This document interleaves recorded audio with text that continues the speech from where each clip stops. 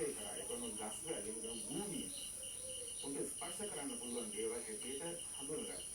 නමුත් ඔවුන්ට ඒ කාලේ දැනුමක් තිබුණේ නැහැ මේ ඉලහඳ කියන්නේ මොකද්ද, තාරකා කියන්නේ බැස්ස කියන්නේ මොකද්ද, දීම කියන්නේ මොකද්ද කියලා. ඒක කොටස් දෙකක් හැටියට හඳුනගත්තා. ඒක ඔවුන්ගේ අපි කියන යථාර්ථවාදීව හඳුනගත්තා. අනිත් එක උන්ට ඒ හඳුනගන්න උන්ගේ දැනුම් පද්ධතිය මත ඒවා විශ්වාසය කියලා. අර කොටස ඒගොල්ලෝ ජීවිතයට හා බැඳිච්ච සම්බන්ධතාවක් කියන දේවල් හැටි හඳුනගත්තා. මේ දෙකටම විශ්වාසයක් ඇති කරගෙන එකක් ඇති කරගත්තා. ජලය භූමිය කියන එක උන්ට ජීවිතේ සම්බන්ධයි.